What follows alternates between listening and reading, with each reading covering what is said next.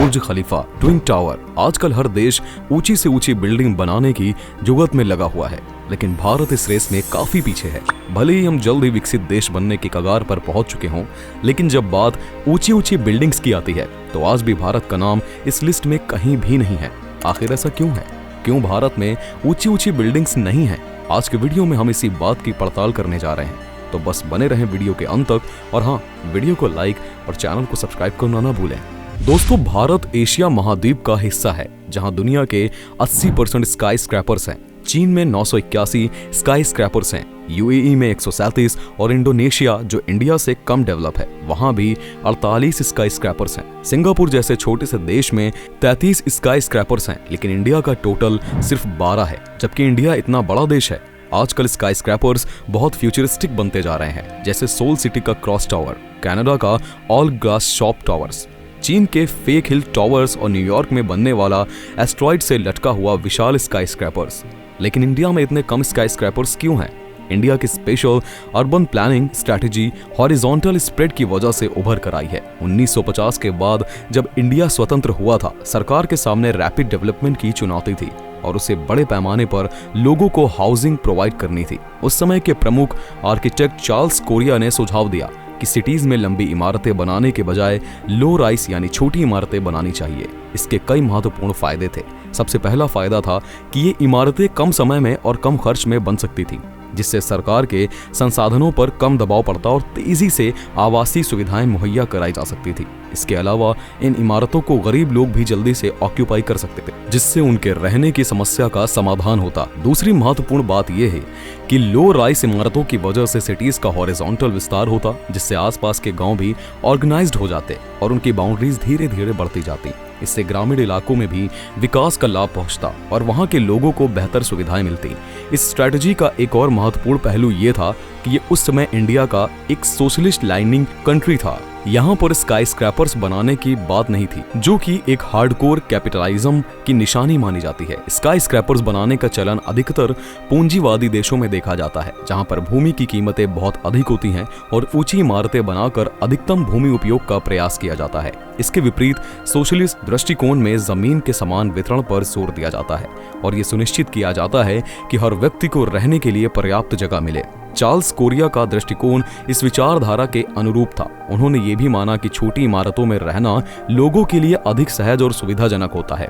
Low rise इमारतों में लोग एक दूसरे के करीब होते हैं, जिससे सामाजिक संबंध मजबूत होते हैं और समुदाय का विकास होता है। इसके अलावा इन इमारतों में हरे भरे स्थानों को भी अधिकता होती है, जिससे पर्यावरण संतुलन बना रहता है और लोगों को स्वस्थ वातावरण मिलता रहता है। इस स्ट्रैटेजी के तहत कई शहरों में योजनाबद्ध ढंग से विकास किया गया। उदाहरण के लिए चंडीगढ़ शहर का निर्माण भी इसी विचारधारा पर आधारित था। ये शहर पंडित जवाहरलाल नेहरू की परिकल्पना का परिणाम था, जिसमें उन्होंने एक आधुनिक और योजनाबद्ध शहर का सपना देखा था। चंडीगढ़ में भी लो राइज इमारतों का निर्माण किया गया, जिससे शहर का हॉरिजॉन्टल विस्तार हुआ और लोगों को बेहतर आवासीय सुविधाएं मिली। चार्ल्स कोरिया का ये आइडिया सरकार ने अप्रूव कर लिया और इंडिया की urban development planning horizontal spread पर आधारित हो गई। लेकिन मुंबई एक अपवाद है, जहां हॉरिजॉन्टल नहीं बल्कि वर्टिकल ग्रोथ होती है, क्योंकि यह एक आइलैंड सिटी है। मुंबई में 80% स्काई स्क्रैपर्स हैं, लेकिन इंटरनेशनल सिटी से कंपेयर करें तो मुंबई अभी भी पीछे है। इसका कारण है FSI फ्लोर स्पेस इंडेक्स, जो बिल्डिंग की हाइट को लिमिट करता है। मुंबई का FSI इतना कम है कि वर्ल्ड बैंक ने भी इसे क्रिटिसाइज किया है। असल में भारत में अक्सर हॉरिजॉन्टल डेवलपमेंट यानी कि जमीन पर फैलाव करके निर्माण किया जाता है। इसके पीछे दो प्रमुख वजहें हैं, जिन्हें हम विस्तार से समझेंगे। सबसे पहली वजह है FSI यानी कि फ्लोर स्पेस इंडेक्स। अब ये फ्लोर स्पेस इंडेक्स क्या होता है, इसे समझ लेते हैं। असल में हर एक शहर के लिए फ्लोर स्पेस इंडेक्स तय किया जाता है। इस इंडेक्स की वजह से यह निर्धारित होता है कि एक निश्चित क्षेत्र में कितनी ऊंची इमारत बनाई जा सकती है। जिस शहर में जितना ज्यादा फ्लोर स्पेस इंडेक्स होगा, उस शहर में उतनी ऊंची इमारतें बनाई जा सकती हैं। भारत में फ्लोर स्पेस इंडेक्स वैल्यू 1 से 5 तक होती है। उदाहरण के लिए अगर हम मुंबई की बात करें तो यहाँ कई इलाकों में FSI वैल्यू 4 से 5 के बीच में है, जो पूरे देश में सबसे ज्यादा है। इसी वजह से आपको मुंबई में बड़ी बड़ी और ऊंची इमारतें देखने को मिलती हैं। मुंबई में ऊंची इमारतें बनाने का मुख्य कारण यहाँ की FSI वैल्यू का उच्च होना है। अब बात करते हैं हॉरिजॉन्टल डेवलपमेंट के पीछे के दूसरे कारण की। दरअसल भारत इसलिए हॉरिजॉन्टल डेवलपमेंट करता है ताकि एक शहर को दूसरे शहर से जोड़ा जा सके।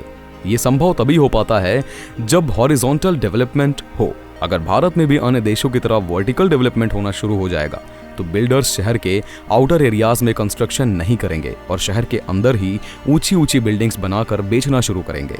इस स्थिति में आउटर स्कर्ट्स में बिल्डिंग्स नहीं बनेंगी तो ना तो दूसरे शहरों से कनेक्टिविटी हो पाएगी और ना ही इन आउटर एरियाज में डेवलपमेंट हो पाएगा, जैसे कि रोड्स का निर्माण, बिजली की सुविधा आदि। कुल मिलाकर भारत में अभी इतनी जगह है कि यहाँ हॉरिजॉन्टल डेवलपमेंट हो सकता है। इस तरह के विकास से आउटर एरियाज में भी कंस्ट्रक्शन हो सकता है, जिससे उन क्षेत्रों में भी डेवलपमेंट हो और सरकार भी टैक्स के रूप में फंड्स बढ़ा सके, जिससे देश का विकास हो सके। भारत में वर्टिकल डेवलपमेंट न होने के पीछे और भी कई कारण हैं। इनमें प्रमुख कारण है सरकारी नियम और सुरक्षा संबंधी चिंताएं। भारत में ऊंची इमारतों का निर्माण करना कठिन होता है क्योंकि इसके लिए सरकारी अनुमतियों की आवश्यकता होती है। इसके अलावा ऊंची इमारतों के लिए एक मजबूत बुनियादी ढांचा होना चाहिए, जो हर जगह संभव नहीं हो पाता। हॉरिजॉन्टल डेवलपमेंट का एक बड़ा फायदा ये है कि इससे पर्यावरण पर कम प्रभाव पड़ता है। जब हम ऊंची इमारतें बनाते हैं तो उनके निर्माण में अधिक ऊर्जा की खपत होती है और इससे अधिक प्रदूषण होता है। वहीं हॉरिजॉन्टल डेवलपमेंट में ये समस्याएं कम होती हैं। हॉरिजॉन्टल डेवलपमेंट से समाज और अर्थव्यवस्था पर भी सकारात्मक प्रभाव पड़ता है। जब हम एक बड़े क्षेत्र में निर्माण करते हैं तो इससे अधिक रोजगार के अवसर उत्पन्न होते हैं और स्थानीय व्यापार को बढ़ावा मिलता है। इसके अलावा इससे लोगों को अपने घर के नजदीक काम करने का अवसर मिलता है, जिससे उनका जीवन स्तर भी बेहतर होता है। स्काई स्क्रैपर्स बनाने में पानी और पावर की बहुत ज्यादा जरूरत होती है। एक 40 फ्लोर के स्काई स्क्रैपर्स में 1600 फ्लैट्स होते हैं और उनका daily water consumption 2.5 lakh litre ज्यादा होता है। इसके अलावा हर दिन 46,000 किलोवाट पावर भी लगता है। इसलिए इंडिया में स्काई स्क्रैपर्स का होना काफी इम्पैक्टिकल है।